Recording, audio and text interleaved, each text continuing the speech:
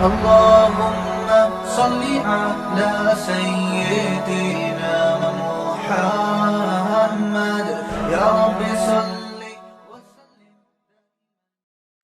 بسم اللہ الرحمن الرحیم.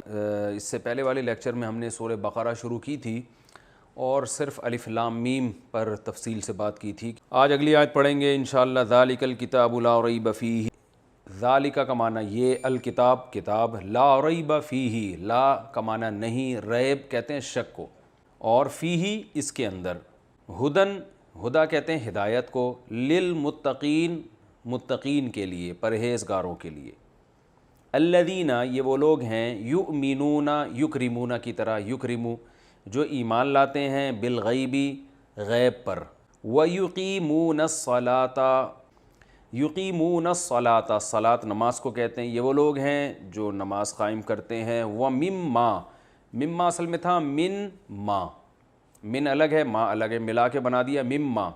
من میں نے سے، ما کا معنی وہ چیز، مما اس چیز میں سے، رزقناہم جو ہم نے ان کو رزق دیا ہے.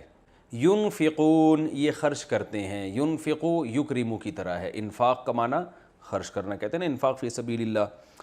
والذین اور یہ وہ لوگ ہیں، یؤمنون جو ایمان لاتے ہیں، بیما بی کا معنی ساتھ، ما کا معنی وہ چیز، انزلہ نازل کی گئی، انزلہ اکرمہ کی طرح ہے، انزلہ الیکا جو آپ پر نازل کی گئی، وما اور اس چیز پر بھی ایمان لاتے ہیں، انزلہ جو نازل کی گئی، من قبلک آپ سے پہلے، وبالآخرتی اور آخرت کے ساتھ، ہم یہ لوگ یوقنون یقین رکھتے ہیں. یقین یوقن عربی میں، یہ اردو میں بھی استعمال ہوتا ہے، یوقنون یکرمون کی طرح، یہ لوگ آخرت پر بھی یقین رکھتے ہیں. اولئکا یہ ہیں وہ لوگ، اولئکا جیسے ہاتھ سے اشارہ کیا جاتا ہے، اولئکا یہ ہیں وہ لوگ، علی ہدن جو ہدایت کے اوپر ہیں، من ربہم اپنے رب کی طرف سے، واولئکا اور یہ ہیں لوگ، ہم المفلحون یہی ہیں المفلحون کامیاب. افلاح اکرام کی طرح، مفلحون مکرمون کی طرح، فلاح کامیابی کو کہتے ہیں. حی علی الفلاح ہے نا اذان میں. ان الذین کفروا بے شک وہ لوگ جنہوں نے کفر کیا، سواء علیہم برابر ہے ان پر، سوا برابر کو کہتے ہیں، مستوی، سواء علیہم برابر ہے، انذرتہم آ کا معنی کیا، انذرتا اکرمتا، صحیح ہے نا، انذار کا معنی ڈرانا، اکرام کی طرح، انذرتہم کہ کیا آپ ان کو ڈرائیں، ام کا معنی یا، لم تنذر آپ ان کو نہیں ڈرائیں، ہم ان کو، یعنی برابر ہے ان پر یہ بات کہ آپ ان کو ڈرائیں یا نہ ڈرائیں، یہ بات ان پر کیا ہے، برابر ہے. لا یؤمنون یہ ایمان نہیں لائیں گے. میں ترجمہ کر دوں پھر اس کی تھوڑی تفسیر ہوتی ہے. ختم اللہ، ختمہ کا معنی ہوتا ہے مہر لگا دینا. ختم اللہ مہر لگا دی ہے اللہ تعالیٰ نے، علی قلوبہم ان کے دلوں پر، وعلی سمعہم اور ان کی سماعت پر، سمع سننے کو کہتے ہیں. ختم اللہ علی قلوبہم وعلی سمعہم وعلی ابصارہم غشاوہ اور ہے ابصارہم ان کی نگاہوں پر. بصر کسے کہتے ہیں، آنکھ کو، نظر کو کہتے ہیں نا بصر، ابصار اس کی جمع ہے، ان کی آنکھوں پر یا نگاہوں پر غشاوہ پردہ کہتے ہیں نا، غشی طاری ہو گئی، پردہ طاری ہو گیا، تو غشاوہ کسے کہتے ہیں، پردے کو. وَلَهُمْ عَذَابٌ عَظِيمٌ اور ہے ان کے لیے عذاب عظیم بہت بڑا. وَمِنَ النَّاسِ اور لوگوں میں سے بعض ایسے ہیں، من کا معنی سے، لوگوں میں سے، من جو، یقولو کہتے ہیں، آمنا ہم ایمان لائے، باللہ اللہ پر، وبالیوم الآخری اور آخرت کے دن پر ہم ایمان لائے. وما ہم نہیں ہیں وہ، بمؤمنین مومن، حالانکہ وہ مومن ہے نہیں، اوپر سے بول رہے ہیں.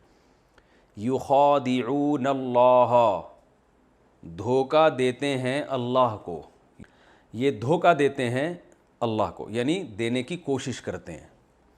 والذین آمنوا اور ان لوگوں کو بھی جو ایمان لائے، یعنی ایمان والوں کو بھی دھوکہ دینے کی کوشش کرتے ہیں اور اللہ کو بھی. یہ کوشش کا ترجمہ میں نے کہاں سے نکالا یہ بتاؤں گا.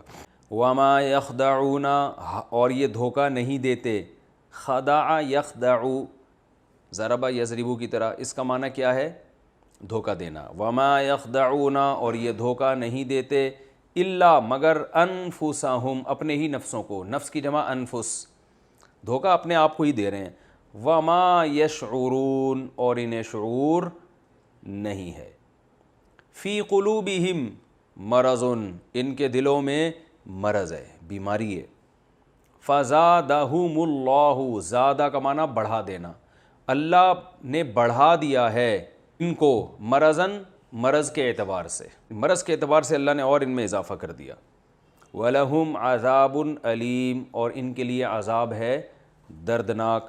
بیما کانو اس وجہ سے، با کا معنی وجہ بھی آتا ہے، بیما بوجہ اس بات کے، یعنی اس وجہ سے کہ کانو تھے یہ لوگ یکذبون جھوٹ بولا کرتے تھے، جھوٹ بولنے کی وجہ سے ان کے لیے کیا ہے؟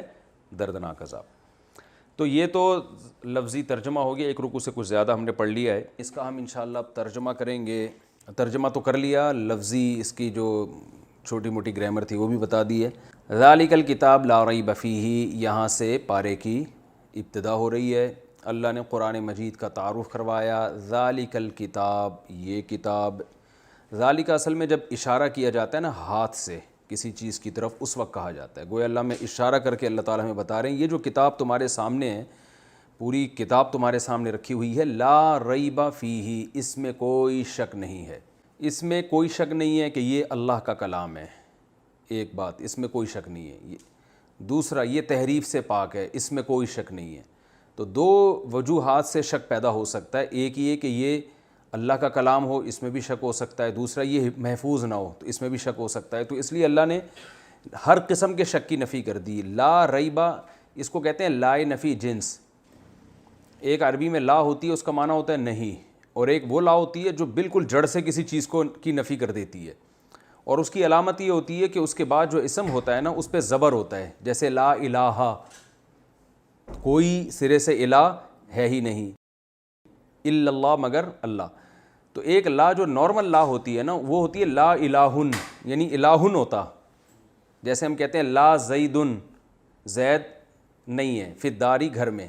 یہ نارملی عرب ایسے استعمال کرتے ہیں، لا زیدن فی الدار، زید گھر میں موجود نہیں ہے. اور لا رجل فی الدار، گھر میں کوئی بندہ موجود نہیں ہے. رجل کا معنی بندہ. لیکن جب عربی میں زبر لگ جاتا ہے نا لا رجلا فی الدار، تو بندے نام کی کوئی چیز ہے ہی نہیں. یہ غلو ہو جاتا ہے، اس میں مبالغہ ہو جاتا ہے. تو یہ یاد رکھیں، اس کو کہتے ہیں لا نفی جنس، یعنی کسی شے کی جنس کا مطلب ہوتا ہے اس کی نوعیت ہی کا انکار کر دینا. سرے سے اس ٹائپ کی چیز ہے ہی نہیں کوئی. تو لا الہ الا اللہ، الہ سرے سے کوئی ہے ہی نہیں سوائے اللہ کے. تو ورنہ مشرکین کہتے ہیں نا وہ بھی ہیں، وہ اصل وہ ہے، یہ جو دوسرے چھوٹے موٹے معبود ہیں یہ بھی ہیں مگر یہ ذلی ہیں. تو اللہ نے بتا دیا کہ بھائی معبود نام کی کوئی چیز اللہ کے سوا ہے ہی نہیں، اس کا وجود ہی نہیں ہے. یہ سب فضول چیزیں بنائی ہوئی ہیں تم لوگوں نے. تو یہاں بھی اللہ نے لا ریبن فیہ نہیں فرمایا، لا ریبن فیہ. ریبن کا معنی ہوتا ہے اس میں کوئی شک نہیں ہے. لا ریبہ کا معنی شک و شبے کی گنجائش ہے ہی نہیں اس میں. کیونکہ انٹروڈکشن ہے نا قرآن کا، پہلے اللہ تعالیٰ اس کے بتا تو دیں کہ یہ صحیح ہے، تو پھر ہمیں آگے دلچسپی ہوگی اس میں. آگے بتایا ھدی للمتقین، ہدایت ہے پرہیزگار لوگوں کے لیے. یہاں میں نے آپ کو بار بار بتایا قرآن مجید میں ہدایت کے دو معنی آتے ہیں. ہدایت کسے کہتے ہیں؟ گائیڈنس کو، رہنمائی کو. تو اردو میں بھی، انگلش میں بھی، ہر زبان میں رہنمائی کے دو مطلب ہی ہوتے ہیں. ایک رہنمائی یعنی گائیڈنس کا مطلب ہوتا ہے آپ کسی کو سیدھا راستہ بتا دیں، اس کو بھی گائیڈنس کہتے ہیں. ایک گائیڈنس یہ ہوتی ہے آپ اس کو اس پہ چلا بھی دیں، یعنی ایسے اسباب اور وسائل کہ جیسے آپ سے کوئی ایڈریس پوچھ رہا ہو، یار میں نے صدر جانا ہے، تو ہوتا یہ کہ آپ اس کو راستہ بتا دیں، بھائی یہاں سے جاؤ گے سیدھے ہاتھ پہ مڑو گے، الٹے ہاتھ پہ مڑو گے، وغیرہ وغیرہ. اور ایک ہوتا ہے چلیے میں آپ کو چھوڑ آتا ہوں. تو قرآن میں یہ دونوں معنی میں ہدایت استعمال ہوا، کبھی کسی اور معنی میں، کبھی دوسرے معنی میں. تو جو ہدایت کے ان دو میننگ میں فرق نہیں کر پاتے وہ کنفیوز ہوتے ہیں. بات آ گئی سمجھ میں؟ جیسے قرآن میں آتا ہے اہدنا الصراط المستقیم، اے اللہ ہمیں سیدھے راستے کی ہدایت دے، دعا مانگ رہے ہیں نا. لیکن ہم نے سورہ بلد میں پڑھا تھا وَهَدَيْنَاهُ النَّجْدَيْن، ہم نے اس کو دونوں راستے ہدایت کر دی ہیں. تو جب اللہ نے دونوں راستے ہدایت کر دی ہیں تو ہم پھر سیدھے راستے کی ہدایت کیوں مانگ رہے ہیں؟ اللہ تو کہہ رہے ہیں میں نے تو سیدھا کی بھی ہدایت کر دی اور غلط کی بھی ہدایت کر دی. تو وہاں ہدایت کا معنی کچھ اور ہے، سورہ فاتحہ میں ہدایت کا معنی کچھ اور ہے. سورہ بلد میں ہدایت کا معنی یہ ہے کہ اللہ نے دونوں راستے دکھا دیے.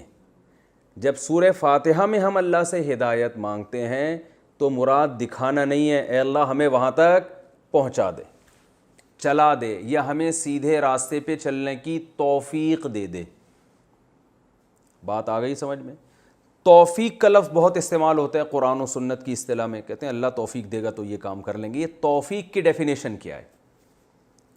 ارے آپ کسی کو بولو یار تم کبھی نماز بھی پڑھ لیا کرو، کہہ رہے ہیں یار اللہ جب توفیق دے گا تو پڑھ لیں گے. اچھا بعض لبرل لوگوں کو اس توفیق کے لفظ پہ بڑا اعتراض ہوتا ہے، کیا جب اللہ ہی توفیق دے گا تو پھر ہم نے جب دینا ہوگا تو دے دے گا، نہیں دے گا تو ہم کیا کریں، وہ تو اللہ کی توفیق سے ہوتا ہے نا. تو توفیق کہتے ہیں، توفیق نکلا ہے دیکھیں وفاق، موافقت، اس سے نکلا ہے. موافق کہتے ہیں نا یہ چیز مجھے موافق نہیں آ رہی. آپ نے بھنڈی کھا لی زیادہ، آپ پہلے ہی بلغم تھا، آپ کو صفرا بڑا ہوا تھا، حکیم لوگ کہتے ہیں نا آپ بھنڈی آپ کو موافق نہیں آئے گی، وہ ریشہ پیدا کرتی ہے. ایسا ہی ہے نا، آپ یرقان کے مریض تھے، آپ کا ہیپاٹائٹس ہوا ہے اور آپ دیسی انڈے کچے پی رہے ہیں، موافق آئیں گے؟ ابھی میں توفیق کے لفظ کو سمجھانے کے لیے مثالیں دے رہا ہوں. لوگ کہتے ہیں پتہ نہیں کیا فضول چیزیں، بھائی اسی طرح سمجھایا جاتا ہے نا. توفیق موافقت سے، کہتے ہیں نا یہ انڈا آپ کو موافق نہیں آئے گا، آپ تو پہلے ہی جگر کے مریض ہیں. تو موافق کا معنی مناسبت ہو جائے.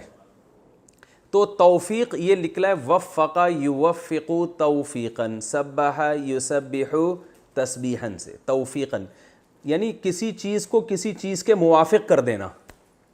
جب ہم کسی اچھے راستے پہ چلنے کی کوشش کرتے ہیں تو ہمارے اگر موافقت ہو جائے اس راستے سے تو اسپیڈ سے چلیں گے. وہ راستہ ہماری نیچر اور طبیعت سے اگینسٹ جا رہا ہو، رکاوٹیں کھڑی ہو رہی ہوں، تو وہ اس کا مطلب وہ ہمارے موافق نہیں ہو رہا. تو اللہ کو یہ قدرت ہے کہ اچھے راستے کو آپ کے موافق بنا دے، یہ بھی قدرت ہے. بنا دے گا تو ہم کہیں گے اللہ نے توفیق دے دی ہے آپ کو، یعنی یہ راستہ آپ کے موافق بنا دیا ہے. اور اگر نہیں ہوگا تو ہم کہیں گے اللہ کی طرف سے توفیق نہیں مل رہی. تو اب اس کی اصطلاح میں جو تعریف ہے توفیقی، جعل الاسباب موافقۃ للمطلوب الخیر. گاڑی زبان استعمال کی ہے، آسان سمجھا دیتا ہوں. آپ کا جو نیک مقصد ہے تو اس مقصد کو تک پہنچنے کے لیے آپ کو جو اسباب اور وسائل چاہیے تو اللہ وہ اسباب اور وسائل ایسے پیدا کر دے جو آپ کو آپ کے نیک مقصد تک پہنچانے میں مدد دیں. تو کبھی اللہ کی طرف سے نا ایسے حالات پیدا ہو جاتے ہیں، کبھی اللہ کی طرف سے رکاوٹیں ہوتی ہیں تو آزمائش بڑھ جاتی ہے انسان کی. ایسے موقع پر انسان ہتھیار ڈال دیتا ہے. تو یہ مطلب ہے توفیق کا کہ اللہ تعالیٰ وہ اسباب جو آپ کے نیک مقصد تک پہنچنے کے لیے کچھ اسباب چاہیے نا، تو اللہ وہ اسباب آپ کے لیے کیا کر دیتا ہے؟ آسان. تو اب کیا مطلب؟ ہم کہیں گے بھائی قدرت کی طرف سے بھی آپ کی موافقت ہو گئی ہے، قدرت کی طرف سے بھی آپ کو توفیق مل رہی ہے. لبرل تو نہیں کہنا چاہیے، جو ایتھیسٹ ہیں، جو ملحد ہیں، وہ کہیں گے نیچر آپ کا ساتھ دے رہی ہے. نیچر کیا کر رہی ہے؟ میں نے یوٹیوب پہ ایک ویڈیو دیکھی نا، وہ سونامی کا طوفان کی، تو اس پہ کسی ملحد نے لکھا ہوا تھا نیچر از اینگری، فطرت بہت غصے میں. ہم کہتے ہیں اللہ کا غضب ہے نا، زلزلہ آ رہا ہے. تو جو ملحد ہیں وہ سب کس چیز کے کھاتے میں ڈال دیتے ہیں؟ نیچر کے، کہ نیچر غصے میں. حالانکہ نیچر بذات خود تو کوئی چیز ہی نہیں ہے.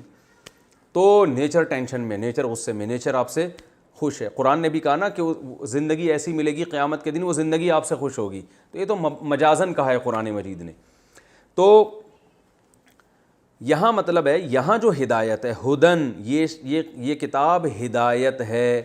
یہاں ہدایت سے مراد پہلے میں آگے متقین کا مطلب بتاؤں گا نا، پھر ایک اشکال کروں گا، اس کے جواب میں یہ بات سمجھ میں آئے گی.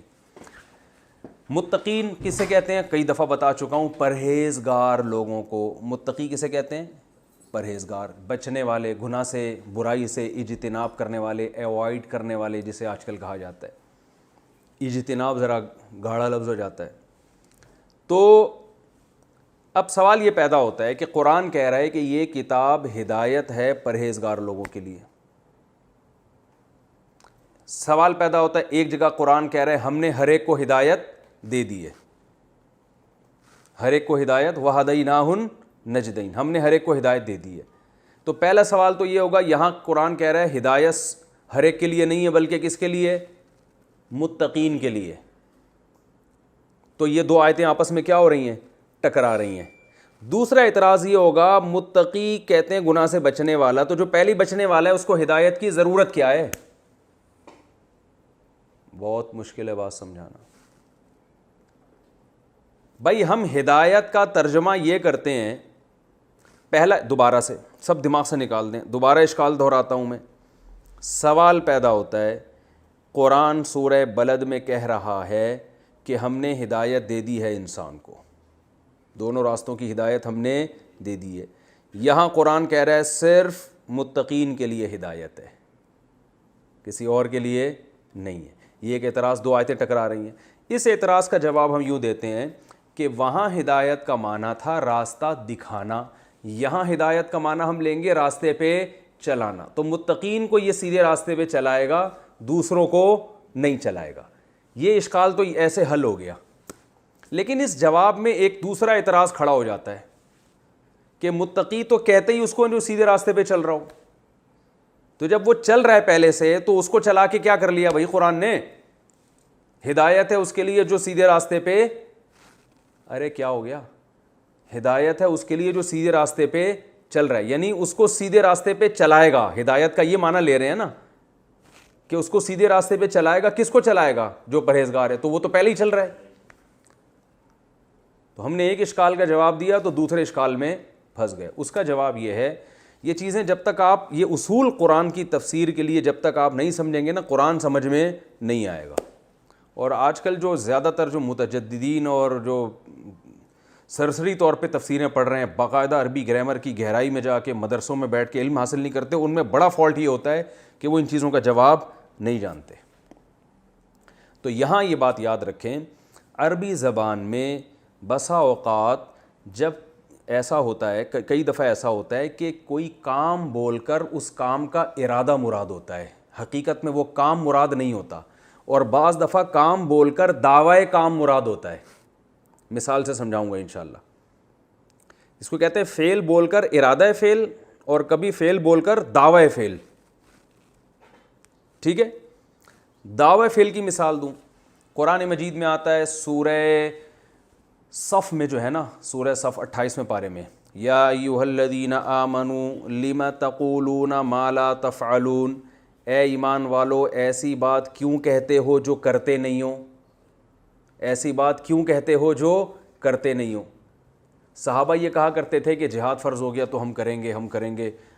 جب ایک دم فرض ہوا تو بعض لوگ ظاہر پریشان ہو گئے کہ بھئی ابھی کیوں، منافقین تو پیچھے ہی ہٹ گئے بالکل ہی. تو اللہ نے فرمایا کہ ایسی بات کہتے کیوں ہو جو کرتے کیوں نہیں. اب اس آیت کو لے کے ہم لوگ کیا کرتے ہیں کہ کوئی شخص خود عمل نہیں کر رہا لیکن بات اچھی کر رہا ہے، تو ہم کہتے ہیں جب کرتے نہیں ہو تو باتیں کیوں کرتے ہو، ایسی بات کہتے کیوں ہو جس پر خود عمل نہیں ہے. یہ آیت وہاں فٹ کر دیتے ہیں نا. کیا ہو گیا بھائی؟ دیکھو کوئی آدمی آپ سے آ کے کہہ رہا ہے یار نماز پڑھ لیا کرو، آپ اس سے کہتے ہیں تم خود پڑھتے ہو، کہتے ہیں میں تو نہیں پڑھتا لیکن میں مذاکرہ کر رہا ہوں یار، اچھا تمہیں بھی ترغیب دوں، ہم بھی پڑھ لیں گے اس بہانے. بھائی لوگ کہتے ہیں نا شکل اچھی نہیں ہو تو بات تو اچھی کرنی چاہیے. تو صرف یہ شکل کے بارے میں نہیں ہے، اعمال بھی اچھے نہ ہو تو بات تو کم از کم اچھی کرنی چاہیے. تو آپ فوراً اسے یہ آیت سنائیں گے جب خود نہیں پڑھتے. تو قرآن تو کہہ رہا ہے لم تقولون ما لا تفعلون، تم وہ کام کیوں کرتے ہو جس پر خود عمل، وہ بات کیوں کرتے ہو جس پر خود عمل نہیں کرتے. یہ ہے نا، حالانکہ یہ آیت اس کے بارے میں نہیں ہے. اس لیے کہ یہاں تقولون قول ہے، ایسا کہتے کیوں؟ یہاں کہنے سے مراد کہنا نہیں ہے، کہنے کا دعویٰ کرنا ہے. ما لا تفعلون، وہ کام کیوں کرتے ہو، وہ بات کیوں کہتے ہو جو کرتے نہیں ہو. کیا مطلب؟ سوری، بات کا دعویٰ نہیں، اس کام کا دعویٰ ہے. یعنی وہ بات کیوں کہتے ہو جس کے دعوے خود کرتے ہو. تو ایسی چیز کا دعویٰ کرنا غلط ہے جس پر آپ عمل نہ کر سکو. کیونکہ آیت کا شان نزول کیا ہے کہ صحابہ نے کہا جہاد جیسے ہی فرض ہوگا ہم کریں گے. تو ایک کام کا دعویٰ کیا نا، تو اللہ نے فرمایا وہ بات کہتے کیوں ہو جو کر نہیں سکتے، یعنی اس بات کا دعویٰ کیوں کرتے ہو جو کر نہیں سکتے. تو یہاں جہاد مراد نہیں ہے بلکہ جہاد کا دعویٰ.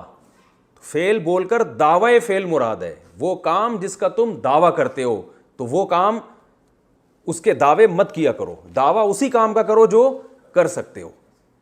تو یہ آیت ان لوگوں کے بارے میں نازل ہوئی ہے جو بونگیاں بڑی بڑی مارتے ہیں، ہم یہ کر دیں گے، ہم یوں کر دیں گے، جب کرنے کا ٹائم آتا ہے تو پتلی گلی سے نکل جاتے ہیں. تو ان کو یہ کہا جائے گا کہ جو کام کر نہیں سکتے تھے وہ کہاں کیوں تم نے. تو یہ ان لوگوں کے بارے میں آیت جو منافقین تھے، جو بڑے بڑی بونگیاں مار رہے تھے اور پھر بھاگ گئے. وہ تو ان کو ایمان والوں سے تعبیر قرآن نے اس لیے کیا کہ ظاہری طور پر ان کو ایمان والا ہی سمجھا جاتا تھا، کیونکہ قرآن ان کو کافر کہہ دیتا تو کہتے ہمیں جو کافر ہی کہہ دیا تو اب ہمیں کس چیز کا مطالبہ کر رہے ہم سے. دوسرا، بعض دفعہ ایسے ہوتا ہے کہ قرآن مجید میں فعل بول کر ارادہ فعل مراد ہوتا ہے. یہاں تو دعوی فعل ہے نا، وہاں کیا ہوتا ہے؟ ارادہ فعل.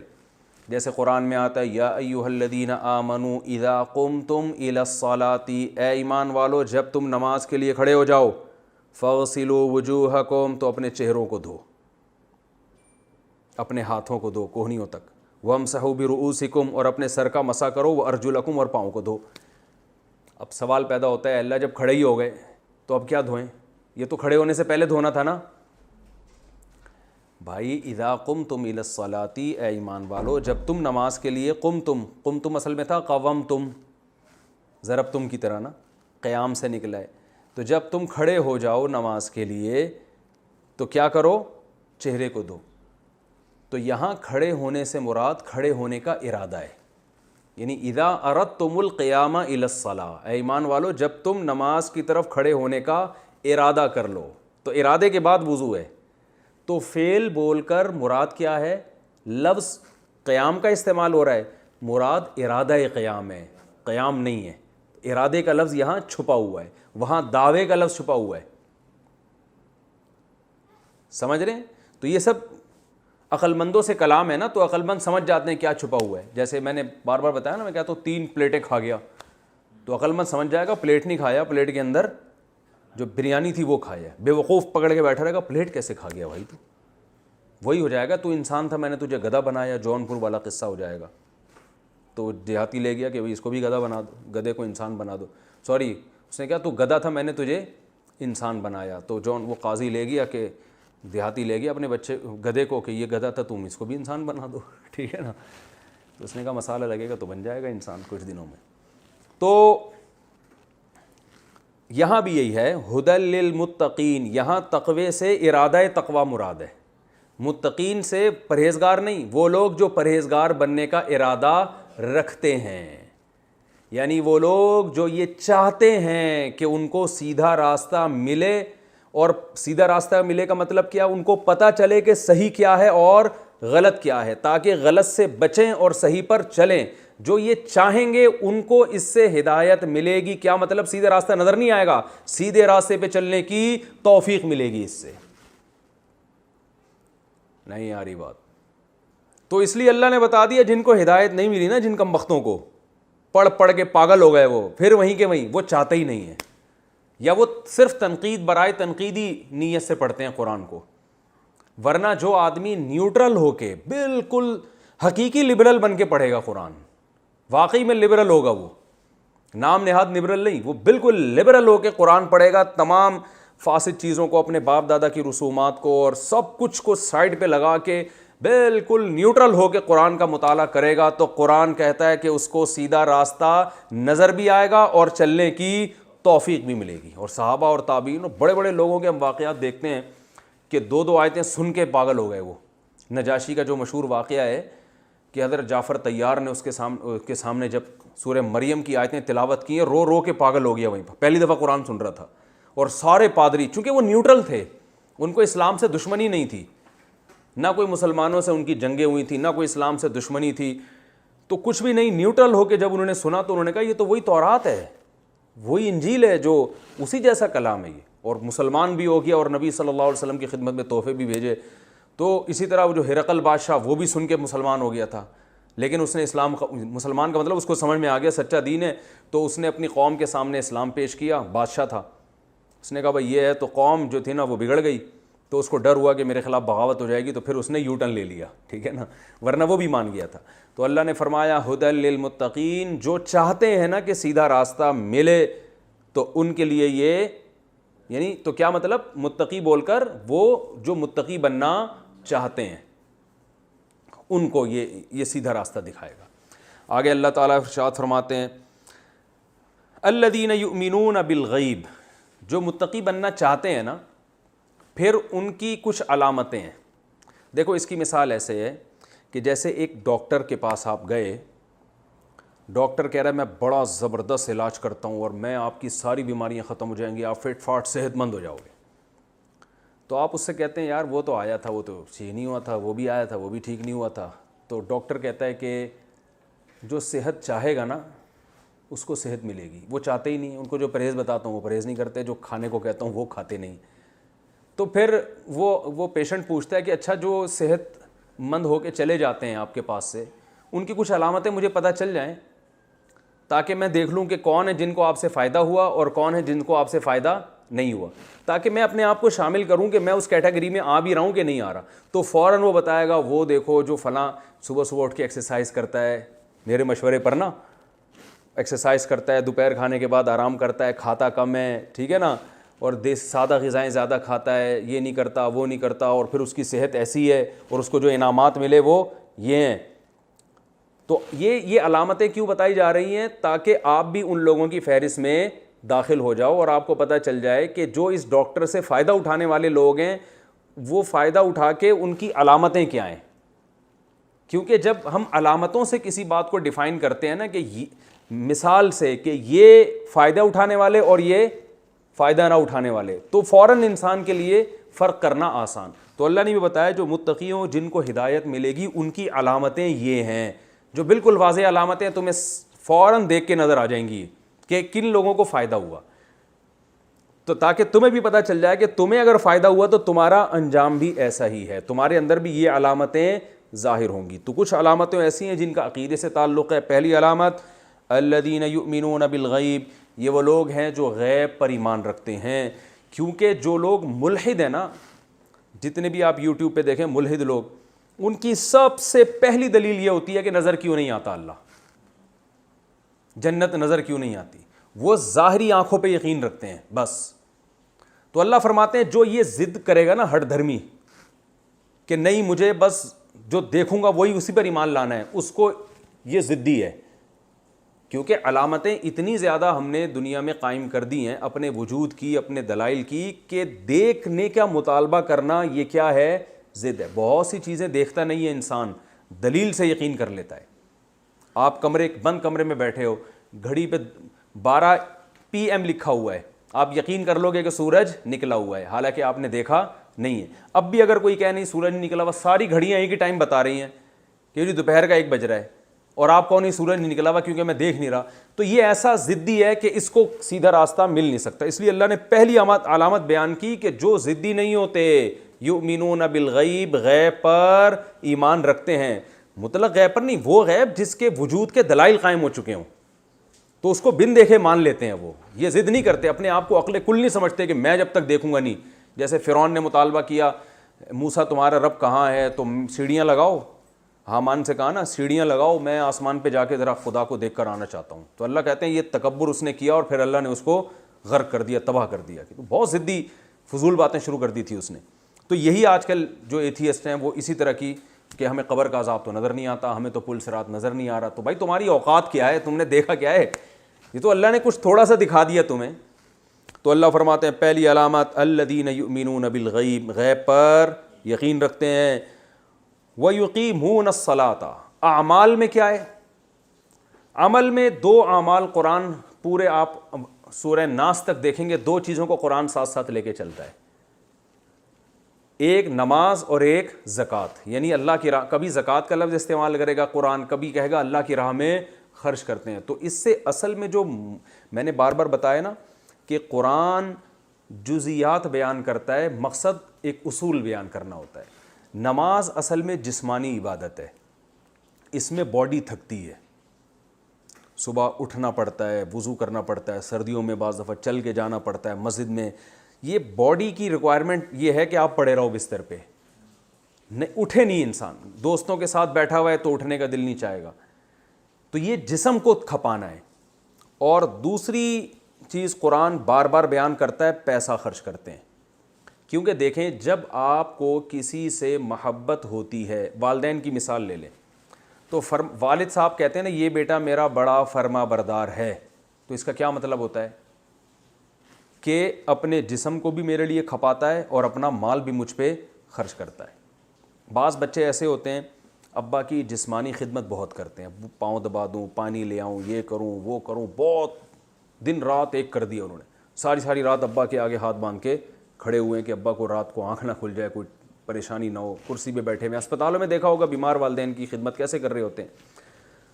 لیکن ان کو پیسوں کی محبت اتنی ہوتی ہے کہ ان کو ڈر ہوتا ہے یار ابا پہ خرچہ نہ ہو جائے، خرچہ نہ کرنا پڑ جائے. تو اس خرچے کے چکر میں جسم کو کھپایا ہوا ہوتا ہے انہوں نے، خرچہ نہ کرنا پڑ جائے یار، یہ پیسے نہ. تو یہ فرما بردار ہے مگر اس میں بہت بڑا نقص ہے.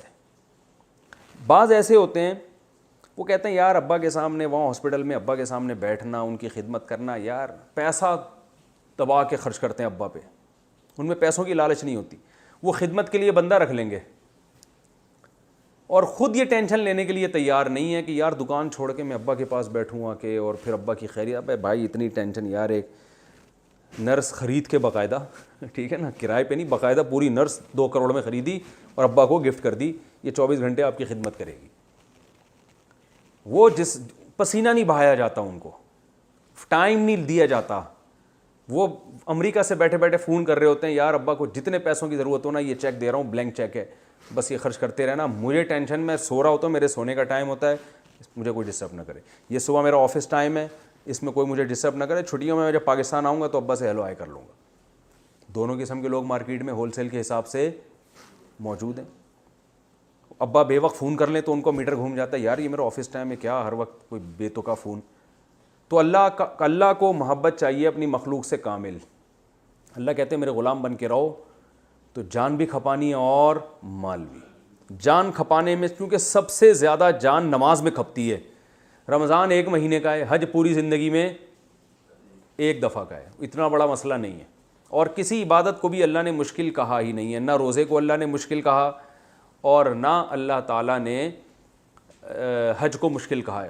نماز ایک ایسی عبادت ہے جس کو قرآن نے خود مشکل کہا ہے، وَإِنَّهَا لَكَبِيرَةٌ إِلَّا عَلَى الْخَاشِعِينَ. یہ بڑی مشکل عبادت ہے سوائے ان لوگوں کے لیے جن کے دلوں میں اللہ کا خوف ہے. خود اللہ نے اس کو مشکل کہا ہے کیونکہ پوری زندگی بھائی جب سے بالغ ہوئے تھے کنٹینیو ایک کام کرتے چلے جانا، پھر صبح اٹھ رہے ہیں، نیند قربان کر رہے ہیں، آفس ٹائم ہے وہ چھوڑ کے جا رہے ہو، آپ دکان پہ رش لگا ہوا ہے، جماعت کا ٹائم ہو گیا. تو 1-2 4 دن کی بات نہیں ہے، پوری زندگی، نہ سفر میں معاف نہ حضر میں معاف. تو اللہ فرماتے ہیں جو اس سے ہدایت حاصل کرتے ہیں نا، ان کی علامتیں یہ ہیں کہ پہلی علامت غیب پر ایمان رکھتے ہیں، دوسری علامت یقیمون الصلاۃ، نماز قائم کرتے ہیں. اقامت کہتے ہیں نماز پڑھنے کا ذکر نہیں ہے، قائم کرنا. عربی میں تقویم کہتے ہیں تیر کو سیدھا کرنے کو. تو مطلب نمازوں کو بالکل کیا کر دیتے ہیں، سیدھا. ٹرخانے والا کام نہیں ہے. اس میں جماعت کی نماز بھی آ گئی، خشوع و خضوع سے بھی آ گئی، کیونکہ جو کام کنٹینیو ہوتا ہے نا، انسان پھر لاؤبالی پن سے وہ شروع کر دیتا ہے. تو اس لیے اللہ نے نماز کے لیے پڑھنے کے بجائے کون سا لفظ استعمال کیا، اقامت. تقویم الرمح عربی میں کہتے تھے تیر کو سیدھا کرنا. تو تیر کتنا سیدھا کیا جاتا ہے نا تب چلتا ہے وہ. تو یہاں بھی اللہ نے نماز قائم کرنے کا کہ نہ ان میں جسمانی سستی ہوتی ہے میرے حکم کی بجاوری میں، اور نہ مال خرچ کرنے سے رکتے ہیں. یہ مجھے خوش کرنے کے لیے پیسے بھی لگاتے ہیں اور مجھے خوش کرنے کے لیے جسمانی اپنے ٹائم بھی. یہ نہیں کہ جو سوس بچہ تھا نا، ابا نے مجھے فون کیوں کر لیا بے وقت، ابھی تو میرا آفس ٹائم تھا، یہ تھا تو وہ تھا، تو یہ سب چیزیں نہیں ہیں۔ اللہ فرماتے ہیں جب حی علی الصلاح کی صدا گونجے گی سارے کام دائیں بائیں کر کے میرے سامنے جھکتے ہیں، تو یہ علامت ہے۔ وَمِمَّا رَزَقْنَاهُمْ، اور جو رزق ہم نے ان کو دیا ہے، يُنْفِقُونَ، اس میں سے خرچ کرتے ہیں۔ تو اللہ نے اس میں اشارہ بھی دے دیا کہ ہمارا ہی دیا ہوا ہے یہ سارا، تو خرچ کر کے کوئی ہم پر احسان نہیں کر رہے۔ تو یہ آج کا انشاءاللہ اتنا کافی ہے، پھر اگلے لیکچر میں ہم آگے چلیں گے۔